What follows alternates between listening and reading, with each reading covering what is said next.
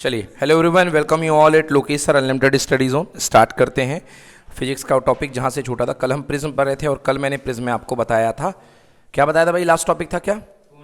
कोणीय विक्षेपण। क्या बताया था? कोणीय विक्षेपण। आज और कोणीय विक्षेपण में मैंने आपको बताया था कि जो माध्य कलर माना जाता है वो कौन सा कलर होता है? येलो। पीले कलर के रंग को हम माध्य कलर मानते हैं, ठीक ना। अब आज का टॉपिक है, लिखिए, विक्षेपण क्षमता को परिभाषित कीजिए। विक्षेपण क्षमता को परिभाषित कीजिए और सिद्ध कीजिए कि विक्षेपण क्षमता को परिभाषित कीजिए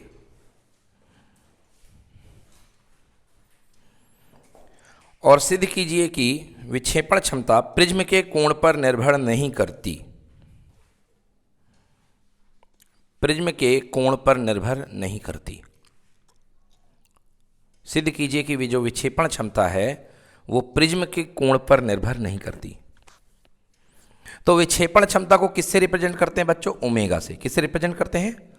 ओमेगा से। विक्षेपण की क्षमता, विक्षेपण क्षमता है ये ओमेगा से रिप्रेजेंट करते हैं। ये क्या बताता है? देखो भैया, ओमेगा, ये ओमेगा बताता है कि माध्य कलर के विचलन कोण के, माध्य कलर यानी रंग, माध्य रंग के विचलन कोण के सापेक्ष कितना कोणीय विक्षेपण हुआ है। कोणीय विक्षेपण कल मैंने पढ़ा है ना। माध्य कलर के विचलन के सापेक्ष कितना कोणीय विक्षेपण हुआ है। इसको ज़्यादा और खोलो तो फीलिंग आएगी। देखो भाई साहब, थीटा बराबर delta V minus delta red upon कितना? Delta Y. अब पकड़ में आया कि नहीं आया? ऊपर देखो भैया, टोटल विचलन का अंतर है, अधिकतम अंतर विद रिस्पेक्ट टू किसके सापेक्ष? माध्य विचलन के सापेक्ष। किसके सापेक्ष?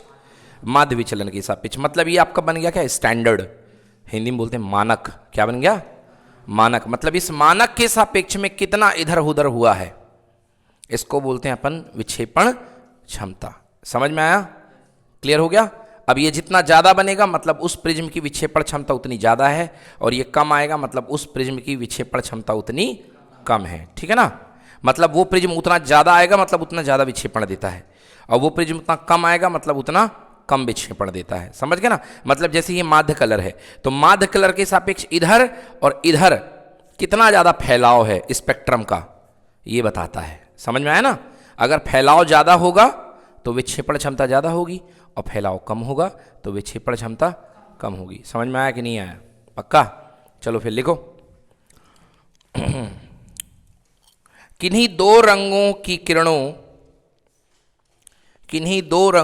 किरणों, मैंने अभी फिलहाल आपको दो रंग लिए हैं, वॉयलेट और रेड, है ना।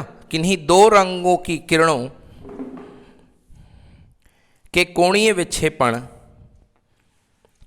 विक्षेपण और माध्य किरण के विचलन के अनुपात को,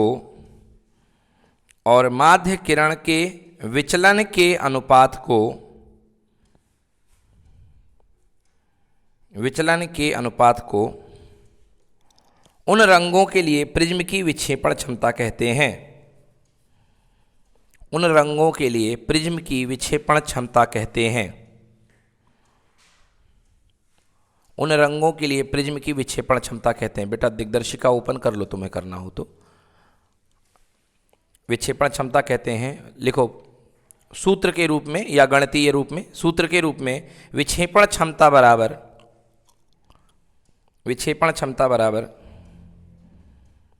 दो रंगों का कोणीय विक्षेपण, दो रंगों की किरणों का कोणीय विक्षेपण,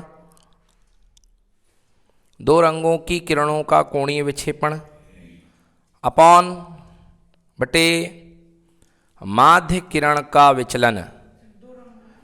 कोणीय विक्षेपण बटे माध्य किरण का विचलन।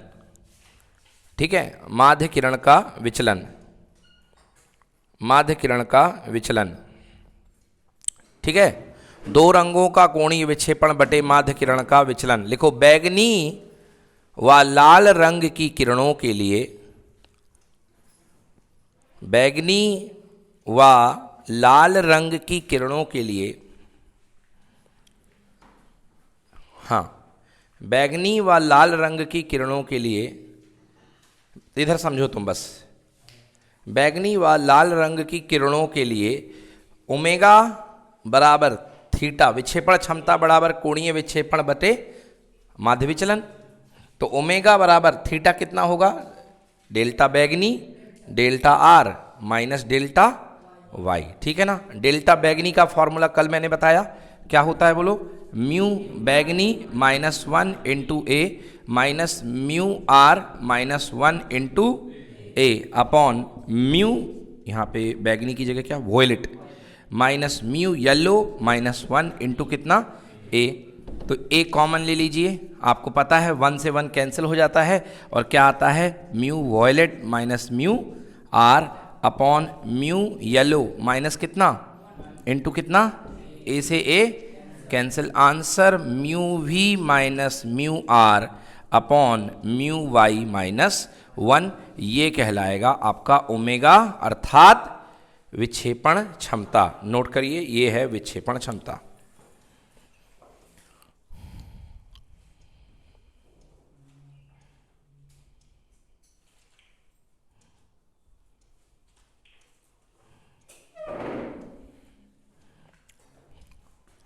ये है विक्षेपण क्षमता, ठीक है जी।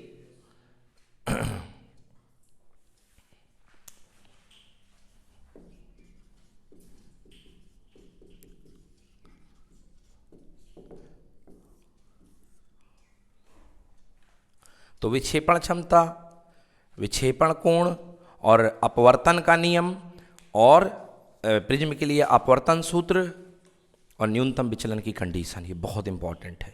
अपवर्तन सूत्र सबसे ज़्यादा मध्य प्रदेश बोर्ड में आया हुआ है, हाँ जी, यही जो मैंने करा दिया आपको टॉपिक में, अपवर्तन फार्मूला, अपवर्तन सूत्र जो फार्मूला मैंने कराया है कल, म्यू वाला है ना, स्नेल के नियम से, वो वाला। विक्षेपण कोण की परिभाषा आती है, विक्षेपण सूत्र की परिभाषा आती है, ठीक है ना। विक्षेपण कोण हो गया, विक्षेपण क्षमता, विक्षेपण क्षमता और विचलन कोण का सूत्र। विचलन कोण किस चीज पर निर्भर करता है और उसका सूत्र क्या है, और last ideal graph, ideal graph. बड़े प्रश्नों में यही प्रश्न आते हैं, बाकी प्रश्न एक एक नंबर के ऑब्जेक्टिव एमसीक्यू वगैरह आएंगे, वो तो देखेंगे अपन। अब लिखिए भाई रेले का नियम, रेले का नियम,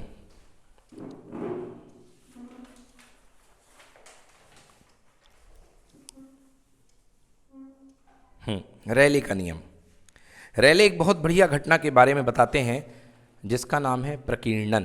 क्या नाम है, मैंने आपको बताया था कि जब लाइट अपने से छोटे कण पर टकराती है, लाइट का आकार, इसकी वेवलेंथ, तरंगदैर्घ्य ज़्यादा है, लाइट की तरंगदैर्घ्य क्या है, मान लो ये इसकी तरंगदैर्घ्य है नैनोमीटर में है, किस में है, और ये कण का साइज मान लो एंगस्ट्रॉम में है, किस में है। तो बच्चों नैनोमीटर होता है 10 की पावर -9 साइज का और एंगस्ट्रॉम होता है 10 की पावर -10 का। तो छोटा कौन हुआ, कण या लाइट, कण छोटा हुआ, है ना जी। तो आपको हमने एक चीज और बताई थी कि जैसे कण छोटा होएगा तो रे ऑप्टिक्स खत्म और वेव ऑप्टिक्स शुरू, या इसको उल्टा बोला जाए, कण बड़ा हुआ तो वेव ऑप्टिक्स खत्म और रे ऑप्टिक्स शुरू, है ना। अभी वो चमत्कार बस अगले ही चैप्टर में देखने को मिलेगा, तरंग प्रकाशिकी का, समझ गए ना। तो तरंग प्रकाशिकी फिजिक्स का सबसे टफ चैप्टर मान सकते हो आप, जो समझ में नहीं आता है। उसका कारण यह है कि बच्चों को तरंग नहीं बनता है, समझ रहे हो। 11वीं क्लास का जो तरंग है, तरंग प्रकाशिकी में पूरा लगेगा, इसलिए वो चैप्टर अपने आप में, अभी तक आपने जितने चैप्टर पढ़े होंगे सबसे बड़ा चैप्टर आपको फील हुआ होगा एसी। क्या लगा होगा, एसी। एसी में कन्फ्यूज़न होता होगा बार बार। अब लाइट मतलब सेकेंड वाली बुक का जो सबसे डिफ़िकल्ट चैप्टर है वो क्या है, तरंग प्रकाशिकी। मगर अच्छी बात ये है कि आप लोगों के सिलेबस से तरंग प्रकाशिकी लगभग 90% चीज़ें काट छाँट हो गई हैं और केवल 10% चीज़ें बची हैं, ना आपके बराबर 1-2 डेरिवेशन, नहीं तो वो चैप्टर बड़ा खतरनाक रूप ले लेता है। तो भैया ये जो है, मैं कह रहा था कि अगर कोई प्रकाश किरण अपने से छोटे कण पे जाकर के टकराती है तो ये प्रकाश किरण जो होती है प्रकीर्णित हो जाती है। क्या हो जाती है, प्रकीर्णन मतलब होता है बिखरना, प्रकीर्णन मतलब बिखरना, समझ गए ना। रेले ने प्रकीर्णन संबंधी नियम दिया और रेले ने कहा प्रकीर्णन की क्या बोलते हैं, इंटेंसिटी को तीव्रता, क्या बोलते हैं, आई मतलब प्रकीर्णन की तीव्रता होती है वो प्रकाश किरण के तरंग दैर्ध्य के चतुर्थ घात के व्युत्क्रमानुपाती, चतुर्थ घात के व्युत्क्रमानुपाती होती है प्रकीर्णन की तीव्रता। तरंग दैर्ध्य के रेले ने कहा कि नैनोमीटर, इसका साइज कम है कि नहीं है, हाँ कण है, हाँ इसका साइज छोटा है ना, ठीक। अगर कोई प्रकाश किरण जिसका साइज बड़ा है वो छोटी बिंदु पर छोटे कण पर आकर के आपतित होती है, गिरती है, समझ गए ना। तो अगर उसका जो भी वेवलेंथ हो, एक फिक्स वेवलेंथ है भैया, ये 7 कलर नहीं है, ये कैसे कलर है, एक कलर, और अगर 7 कलर भी आएंगे तो सातों प्रकीर्णित होंगे। और कैसे, कौन कितना ज्यादा प्रकीर्णित होगा, इसी बात को रेले बताते हैं कि सबसे जो प्रकीर्णन की मात्रा है, प्रकीर्णन की तीव्रता है, वो तरंग दैर्ध्य की चतुर्थ घात के व्युत्क्रमानुपाती, तरंग दैर्ध्य की चतुर्थ घात के मतलब लैम्डा जितना ज्यादा होगा उसकी चतुर्थ घात उतनी, उसका इंटेंसिटी उतनी कम होगी। इस लैम्डा किसका ज्यादा, सबसे रेड कलर का, रेड कलर का वेवलेंथ सबसे ज्यादा होता है, इसलिए प्रकीर्णन की मात्रा सबसे कम होती है। यही कारण है कि लाल कलर का प्रकीर्णन सबसे कम होता है। लाल कलर एक गहरा कलर, गाढ़ा कलर, डेंस कलर, ना प्रकीर्णित होने वाला कलर माना जाता है, समझ गए ना। लाल कलर की कुर्सियां पीछे रखी हैं, आप उनको देखिए, एक अलग ही इम्पैक्ट दे रही है लाल कलर की कुर्सी, समझ गए ना, क्योंकि लाल कलर जो होता है प्रकीर्णित नहीं होता है, बिखराव नहीं होता लाल कलर में, समझ में आ गया।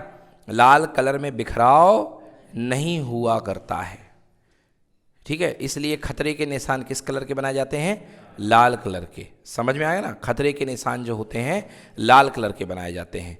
और ज़्यादा डेंजर जो रेडियम होता है, वो डेंजर रेडियम और गाड़ियों के पीछे लगाया जाता है, वो किस कलर का बनाया जाता है, लाल कलर का, समझ में आया ना। जो बैक लाइट होती हैं रोकने के लिए, वो किस कलर की बनाई जाती हैं, लाल कलर की। चलिए आइए लिखिए, लिखिए रेले का नियम। जब प्रकाश ऐसे सूक्ष्म कणों से टकराता है,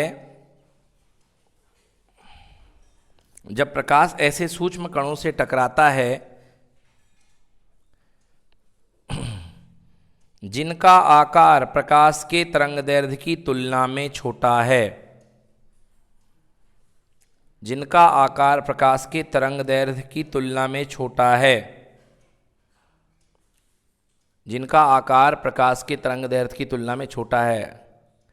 अब है कणों का आकार छोटा है, ठीक है ना, कणों का आकार छोटा है तो प्रकाश विभिन्न दिशाओं में बिखर जाता है, तो प्रकाश विभिन्न दिशाओं में बिखर जाता है। तुम बताओ क्या होगा, खुद ही सोचो। तो क्या होगा, विभिन्न दिशाओं में बिखर जाएगा, हाँ विभिन्न दिशाओं में बिखर जाता है। इस घटना को क्या बोलोगे, बस लिख लो, इस घटना को प्रकीर्णन कहते हैं, ठीक है। इस घटना को क्या कहते हैं, प्रकीर्णन कहते हैं। पैराग्राफ चेंज करके रेले का नियम,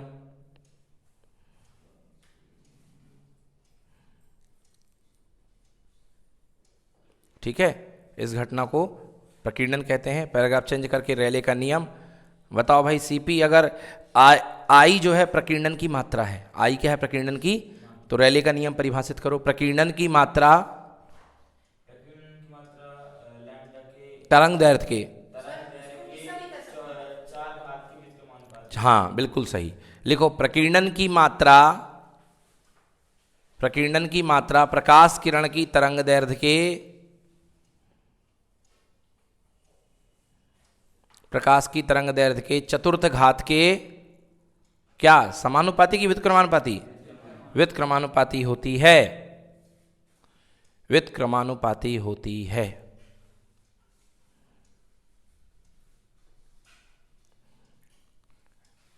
ठीक है जी, व्युत्क्रमानुपाती होती है।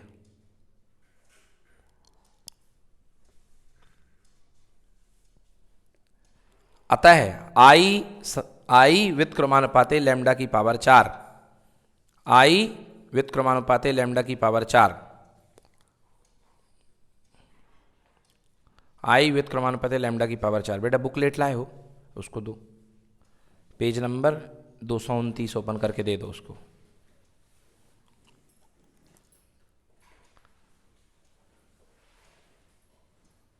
इस बार तुम्हें मिल गई ये वाली बुकलेट। तुम्हारे पास कौन सी आई? Exam master. अच्छा अच्छा अच्छा अच्छा अच्छा, ठीक ठीक ठीक ठीक ठीक, ओके ओके, ठीक ठीक ठीक ठीक। आई व्युत्क्रमानुपाते लैम्डा की पावर 4 वो लिखा हुआ है, ठीक है ना। लिखो इस तरह से, इस तरह से। हाँ भाई, कौन सा कलर का प्रकीर्णन सबसे ज्यादा होगा? बैगनी। अतः इस कलर से बैगनी मतलब जो नीला की श्रेणी में आता है, नहीं लाए, चलो कोई नहीं। बैगनी कलर का प्रकीर्णन, बैगनी रंग का प्रकीर्णन सर्वाधिक होता है, बैगनी रंग का प्रकीर्णन सर्वाधिक होता है, और लाल रंग का प्रकीर्णन सबसे कम होता है, और लाल रंग का प्रकीर्णन सबसे क्या होता है भैया? कम होता है।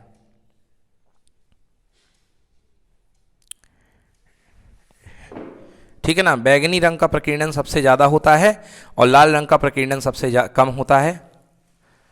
देखो एक चीज महसूस करो कि प्रकाश की तरंग दैर्घ्य 4000 एंगस्ट्रॉम से लेकर के 7800, कितनी भैया? इतनी है ना, 7800 एंगस्ट्रॉम तक है।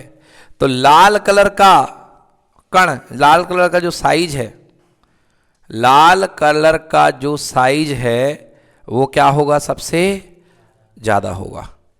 लाल कलर का जो साइज होगा सबसे क्या होगा? ज्यादा होगा। और बैगनी कलर का जो साइज है वो क्या होगा? सबसे कम होगा। बैगनी कलर का जो साइज है सबसे कम होगा। तो बैगनी कलर के प्रकीर्णन के लिए मैंने क्या बताया था? कण का आकार क्या हो? लाइट से छोटा। तो बैगनी कलर के प्रकीर्णन के लिए और छोटे कण जो होंगे लगेंगे, समझ रहे हो? बैगनी कलर के लिए। मगर प्रकीर्णन की मात्रा सबसे ज्यादा किसकी होगी? बैगनी कलर की। किसकी मात्रा होगी?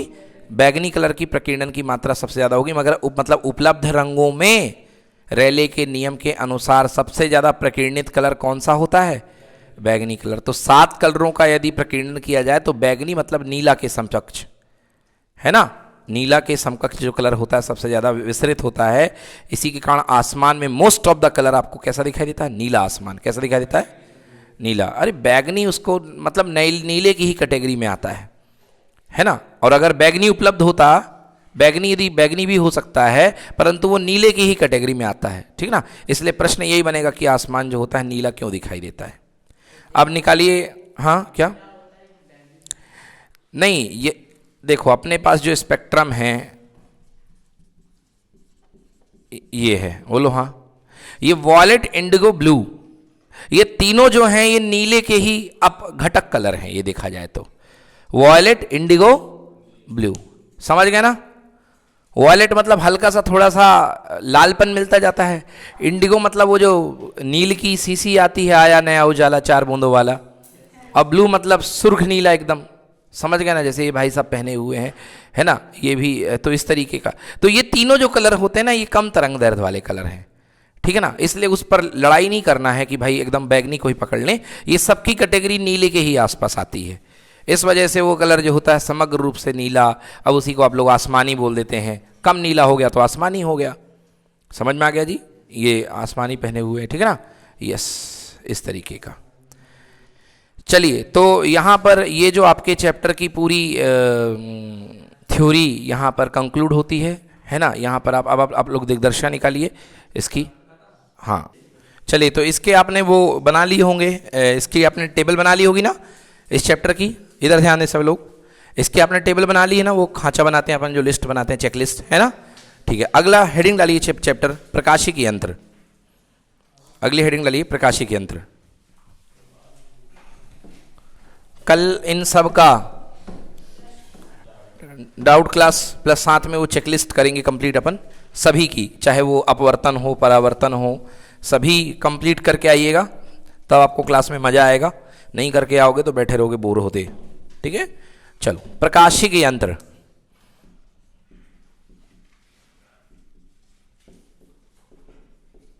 ऑप्टिकल इंस्ट्रूमेंट, इंग्लिश में नाम है ऑप्टिकल इंस्ट्रूमेंट। लाइट को, ऑप्टिक्स को, ऑप्टिक्स यानी लाइट एनर्जी, लाइट एनर्जी पर काम करने वाले जो यंत्र होते हैं इसको हम क्या बोलते हैं? Optical instrument. लाइट एनर्जी पर काम करने वाले यंत्र को हम ऑप्टिकल इंस्ट्रूमेंट बोलते हैं। लाइट एनर्जी पर काम करने वाला नेचुरल, मानव निर्मित नहीं, प्राकृतिक यंत्र क्या है? आंख है। क्या है भैया? आंख। समझ गए जी? लाइट एनर्जी पर काम करने वाला प्राकृतिक यंत्र क्या है? आंख है। दूसरा, लाइट एनर्जी पर काम करने वाले कुछ और यंत्र हैं। कैमरा, बोलो क्या है ना जी? कैमरा लाइट की सेंसेशन को लेकर के उसके प्रतिबिंब कर बनाता है, फिर आप उसको हार्ड कॉपी में निकाल लेते हैं। तो कैमरा लाइट पर ही तो काम करता है, ठीक ना? प्रकाश किरणों का खेल खेलता है। तीसरी बात करते हैं, है ना? और बताओ भाई, लाइट एनर्जी पर काम करने वाला माइक्रोस्कोप क्या है भाई साहब? माइक्रोस्कोप। माइक्रोस्कोप को हिंदी में क्या बोलते हैं? सूक्ष्मदर्शी। बिल्कुल सही। और चौथा टेलीस्कोप, ठीक है ना? ये क्या है? दूरदर्शी। और भी होते हैं भाई, और भी होते हैं।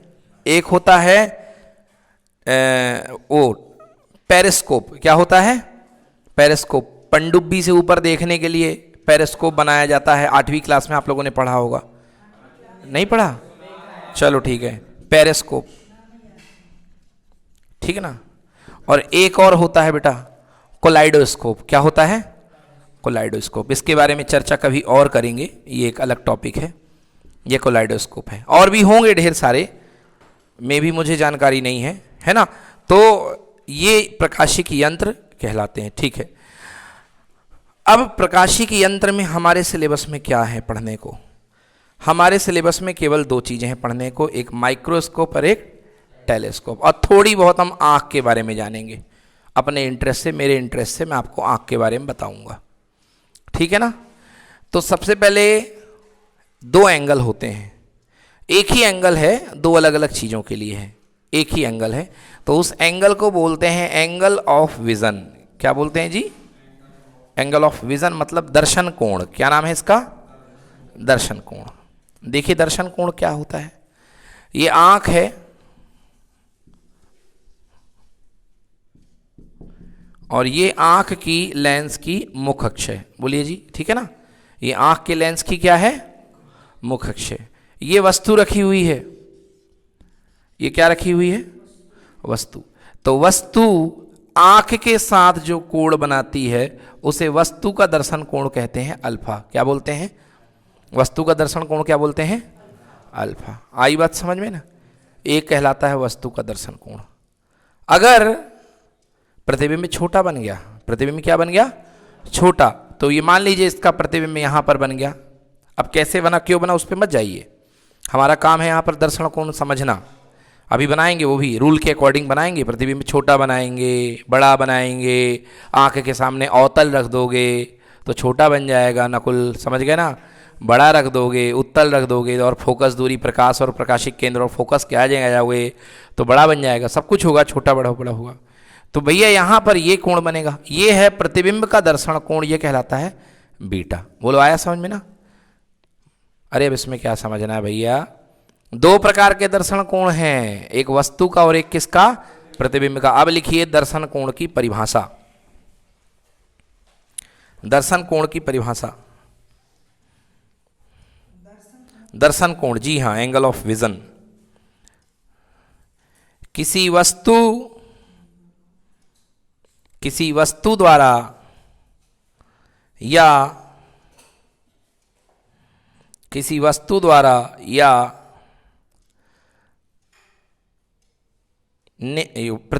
किसी वस्तु द्वारा या उसके प्रतिबिंब के द्वारा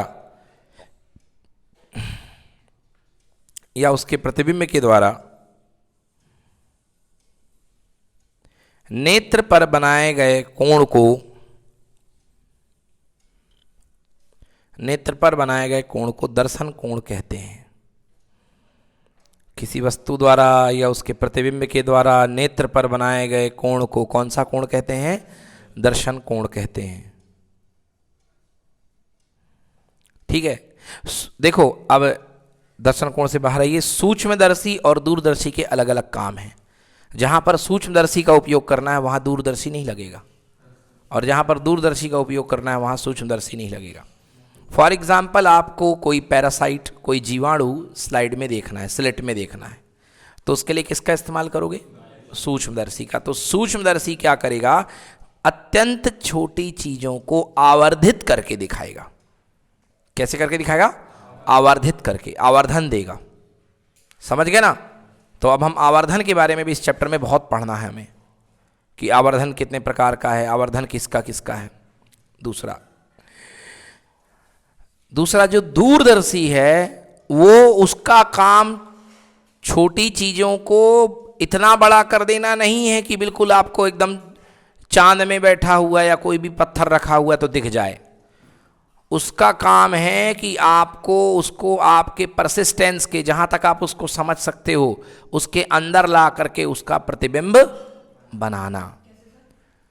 जैसे चांद है, कोई ग्रह देखना चाह रहे हो, कोई तारा देखना चाह रहे हो, तो तारे के अंदर कोई कुआं है तो क्या कुआं देख लोगे? नहीं देख पाओगे। केवल उसको परसिस्टेंस के लिए कि तारा है का कैसा दिखता है, एक ओवरव्यू, कैसा ओवरव्यू बाहरी तौर पे, तो दूरदर्शी ये कर पाएगा। समझ में आ गया? तो दूरदर्शी जो है चीजों को पास ला के दिखाएगा, और मगर जो सूक्ष्मदर्शी है वो पास की ही चीजों को क्या करेगा? बड़ा करेगा। समझ में आ गया कि नहीं आया?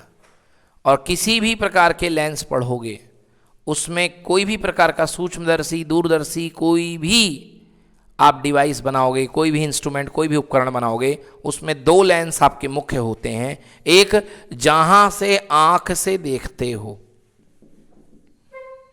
देखे होगे ना, वो ऐसी पूंगी निकाल के देखा करते हैं, हाँ या ना? एक तरफ आंख होती है, तो जिस तरफ आंख होती है उस लेंस को बोलते हैं नेत्रिका लेंस। कौन सा लेंस बोलते हैं? नेत्रिका लेंस। तो भैया ये जो लेंस होता है यहाँ पर, इस लेंस को बोलते हैं नेत्रिका लेंस। इसको इंग्लिश में बोलते हैं आई लेंस या आई पीस। ठीक है ना? और एक लेंस सामने की तरफ होता है, इतना बड़ा होता है ना, इतना बड़ा सामने की तरफ। समझ गए ना? इसको बोलते हैं अभिदृश्यक। क्या बोलते हैं? अभिदृश्यक। इनका नाम लिख लीजिए, क्योंकि मैं बार बार नहीं बोलूंगा। अभिदृश्यक बोलूंगा, समझ जाना ये है। नेत्रिका बोलूंगा, समझ जाना ये है। समझ गए ना? ये है अभिदृश्यक। जिसको वस्तु की तरफ टारगेट किया जाता है वो अभिदर्शक है, और जिसको आंख की तरफ टारगेट किया जाता है उसको नेत्रिका लेंस बोलते हैं। नेत्रिका और अभिदर्शक।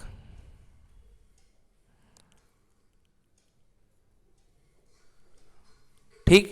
अब आपने देखा होगा दूरदर्शी हो, सूक्ष्मदर्शी हो, उसमें ये नेत्रिका लेंस होती है और ये अभिदर्शक लेंस, ये अभिदर्शक है, ये नेत्रिका है। और यहाँ पर दो चके लगे रहते हैं जिससे वो पुंगी आगे पीछे होती है, हाँ या ना? जो पुंगी जो हुआ करती है लेंस वाली, वो आगे पीछे हुआ करती है, उससे आप एडजस्टमेंट बिठालते हो। क्या बिठालते हो? एडजस्टमेंट। एडजस्टमेंट क्यों बिठालते हो? जिससे वो साफ दिखाई दे। क्या दिखाई दे? साफ दिखाई दे। उस साफ दिखाई देने वाली बात को क्या कहते हैं? क्या समायोजित करते हो? जब साफ दिखाई दे तो क्या समायोजित करते हो? उसको बोलते हैं स्पष्ट दृष्टि की न्यूनतम दूरी। क्या बोलते हैं? दृष्टि की न्यूनतम दूरी। और स्वस्थ आंखों के लिए ये स्पष्ट दृष्टि की न्यूनतम दूरी बिना चश्मा लगाए, बिना कुछ लगाए, बिना सूक्ष्मदर्शी लगाए, बिना दूरदर्शी लगाए कितने सेंटीमीटर होती है? 25 सेंटीमीटर। इसे डी से शो करते हैं बेटा। डी इक्वल टू स्पष्ट दृष्टि की न्यूनतम दूरी 25। और ये हमेशा वस्तु की तरफ होती तो हमेशा इसमें माइनस लगता है। क्या लगता है? माइनस। लिख लो भैया, टी इक्वल टू -25 सेंटीमीटर। इसको बोलते हैं स्पष्ट दृष्टि की न्यूनतम दूरी। वस्तु की तरफ, क्योंकि वस्तु ही को तो देखोगे ना, हाँ या ना? हाँ, उत्तल लेंस है। हाँ, कहा अब मैंने क्या कहा था अभी? हमने 7 मिनट वहां पे चेतावनी जारी की थी, है ना? हमने केवल बोध कराने के लिए कहा है कि अभी उस पर नहीं जाएंगे, केवल समझ लो। अब बनाएंगे, अभी अंदर घुसेंगे उसके, है ना? कहाँ कैसा बनेगा, डोंट वरी, चिंता मत करना। हाँ, अब ऐसे तो देखा जाए तो प्रतिबिंब रेटिना पे बनता है, जाके और फोड़ करके देखा जाए, मगर अभी शुरुआत के लिए ऐसा मान लिया अपन ने। तो स्पष्ट दृष्टि की न्यूनतम दूरी कितनी हो गई भैया? 25 सेंटीमीटर। अब एक आपको बढ़िया हम बात बताते हैं, आपकी आंखें बिल्कुल फ्रेश हैं, बढ़िया हैं, स्वस्थ हैं, तो आपका जो नियर पॉइंट है, कौन सा पॉइंट? Near point.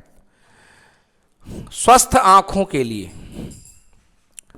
स्वस्थ आंखों के लिए जो नियर पॉइंट है, नियर पॉइंट को हिंदी बोलते हैं निकट बिंदु। कौन सा बिंदु? ये जनरल नॉलेज की बात है। निकट बिंदु बराबर कितने सेंटीमीटर? 25 सेंटीमीटर। और फार पॉइंट यानी दूर बिंदु, दूर बिंदु बराबर कितना? अनंत। दूर बिंदु बराबर कोई सीमा नहीं है, आप कितने दूर की देख सकते हो। तारे करोड़ों किलोमीटर पे हैं कि नहीं है, बट देख पाते हो कि नहीं देख पाते हो? और कई करोड़ों पे आ जाए तो देख लोगे, बट उसका साइज बड़ा हो। साइज क्या हो? बड़ा हो। मतलब डिपेंड करता, आप तो खूब देख लोगे, ठीक है ना? अगर हिमालय का साइज इतना बड़ा होता तो हम वो भी देख लेते, है ना, यहीं से बैठ करके। ठीक है जी भाई साहब, ठीक है। हाँ, तो भाई ये देखिए, दूर बिंदु जो होता है अनंत होता है। दूर बिंदु क्या होता है? अनंत होता है, ठीक है। अब जब आँख खराब होती है तो फिर क्या होता है? आँख जब खराब होती है तो जो दूर बिंदु है, मेरे को अनंत की चीज़ें अब नहीं दिखाई देती हैं, क्योंकि लगा क्या है? चश्मा लगा हुआ है। मेरा जो दूर बिंदु है पहले अनंत को सपोर्ट करता था, अब मेरा दूर बिंदु खसक करके आँख के पास में आ चुका है। होगा 50 सेंटीमीटर, 60, 70, 100 सेंटीमीटर, जितना भी होगा। मतलब नहीं देख पाएंगे, है ना? मतलब जो दूर बिंदु है, मतलब बोलना जरूरी है। देखो, मतलब आप तारे नहीं देख पाते? हाँ, बोलूँ, खुद से एडमिट करो, हाँ भाई नहीं देख पाते। अरे हाँ, तो वही तो है, धुंधला दिखना ना दिखना एक ही बराबर है, समझ गए ना? चलिए समझिए, मतलब जो है आपके लिए जो दूर बिंदु पहले अनंत था, अब वो खसक करके कहाँ आ गया? आगे आ गया, बहुत आगे, आपकी आंखों के पास में। तभी सिचुएशन है, आप देख पाएंगे जब आप तारे को इस बिंदु पर रखें, तारे को इस बिंदु पर रखें। और जितना आपकी आंख खराब होती जाएगी, आपका मायोपिया, मायोपिया समझ गए कौन सा रोग है? मायोपिया जितना स्ट्रांग होता जाएगा, वो दूर बिंदु उतना पास में आता जाएगा। फिर तारे को उतना पास में रखना पड़ेगा, तारे को उतना पास में रखना पड़ेगा। स्वस्थ आंखों में आपको प्रॉब्लम नहीं है। आप यदि कोई भी डॉक्यूमेंट पढ़ना चाहेंगे तो आप उसको नियरली यहाँ पर रख करके बिल्कुल क्लियर देख पाएंगे। 25 सेंटीमीटर, 30 सेंटीमीटर का बड़ा वाला स्केल होता है, 25 सेंटीमीटर। बेटा और पास में रखो, और पास में, हाँ नहीं अब ज़्यादा हो गया, थोड़ा और आगे, हाँ इतने में आपकी आंखों में स्ट्रेस लेस मतलब बिना तनाव रहित आप देख सकते हैं। परंतु अब मेरे लिए ये जो दूरी है ना, अब मेरे लिए ये दूरी यहाँ तक आ चुकी है। मतलब आपके, हाँ अब आपको तनाव होगा, अब इतनी दूरी में आपको क्या होगा? बट मुझे नहीं होगा, मुझे नहीं होगा। समझ में आ गया? हाँ, हो रहा तनाव कि नहीं हो रहा है? हो रहा ना तनाव, क्योंकि मेरा जो दूर बिंदु है खसक के कहाँ आ गया? पास आ गया। दूर बिंदु मेरा जो है खसक करके कहाँ आ गया? पास आ गया। चलो ठीक है, तो ये कहलाता है आपका निकट बिंदु, दूर बिंदु के बारे में मैंने आपको बताई जनरल बातें। सूक्ष्मदर्शी, अगली परिभाषा लिखिए, अगली परिभाषा लिखिए सूक्ष्मदर्शी। हाँ, तो मैं ये कह रहा था, ये पुंगी में इसको आगे पीछे कर सकते हो। इस आगे पीछे करने वाली विधि को बोलते हैं रैक एंड पिनियन विधि। कौन सी विधि? Rack and pinion. कौन सी विधि? Rack and pinion. नोट कर लो, इस विधि को बोलते हैं रैक एंड पिनियन। हाँ ठीक है, जाओ, okay. Rack and pinion Vidhi, rack and pinion.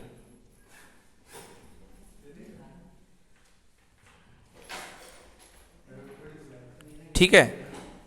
अगला लिखिए अगला सूक्ष्मदर्शी की परिभाषा। सूक्ष्मदर्शी की परिभाषा, एक ऐसा उपकरण, सुन लीजिए, सूक्ष्मदर्शी लिखना नहीं है, एक ऐसा उपकरण जिसकी सहायता से, कहां पर रखी, पास में रखी कि दूर में रखी, पास में रखी वस्तुओं को आवर्धित रूप में देखा जा सकता है, क्या कहलाएंगे, सूक्ष्मदर्शी। और दूरदर्शी का मतलब एक ऐसा प्रकाशिक यंत्र जिसकी सहायता से दूर की वस्तुओं को देख करके उनका अध्ययन किया जा सकता है, क्या कहलाएगा, दूरदर्शी। हमारे सिलेबस में सूक्ष्मदर्शी 2 प्रकार के पढ़ने हैं। हमारे पास 2 प्रकार के सूक्ष्मदर्शी हैं। एक है सरल सूक्ष्मदर्शी, सिंपल माइक्रोस्कोप, वही डंडा वाला हाथ में लेकर के ज्योतिष वाला माइक्रोस्कोप, कुछ नहीं, सिंपल उत्तल लेंस, सिंपल उत्तल लेंस, एक ही लेंस का कमाल। सरल सूक्ष्मदर्शी इसको बोलते हैं, इंग्लिश में बोलते हैं मैग्नीफाइंग ग्लास। और दूसरा सूक्ष्मदर्शी जो हमारे सिलेबस में पढ़ना है उसका नाम है संयुक्त सूक्ष्मदर्शी, कंपाउंड माइक्रोस्कोप, जो आपके फिजिक्स केमिस्ट्री के लैब में, नहीं, बायोलॉजी लैब में हुआ करता है। देखा आप लोगों ने ना, बायोलॉजी लैब में एक्सपेरिमेंट अगर किए होंगे स्लिट वगैरह चेक करने का, अमीबा वगैरह देखने का, तो हाँ है, हर जगह होता है। तो ये कहलाता है कंपाउंड माइक्रोस्कोप। क्या कहलाता है ये, इसको बोलते हैं, संयुक्त सूक्ष्मदर्शी को क्या बोलते हैं, कंपाउंड माइक्रोस्कोप। इसको कंपाउंड माइक्रोस्कोप क्यों कहते हैं, कंपाउंड, क्योंकि इसमें 2 लेंस लगे होते हैं। कितने लेंस लगे होते हैं, 2 लेंस लगे होने की वजह से इसको कंपाउंड माइक्रोस्कोप कहते हैं। दूरदर्शी भी कई प्रकार के होते हैं, परंतु हमारे सिलेबस में एक प्रकार का दूरदर्शी है। पहले अलग अलग टाइप के होते थे, गैलीलियन दूरदर्शी है ना, टेरेस्ट्रियल दूरदर्शी, पार्थिव दूरदर्शी, गैलीलियो दूरदर्शी, अलग अलग प्रकार के दूरदर्शी होते थे, मगर अब केवल एक ही प्रकार का दूरदर्शी हमको पढ़ना है। चलिए, तो आज के लिए यहीं पर इसको कंक्लूड करते हैं, कल इसको कंटिन्यू करेंगे।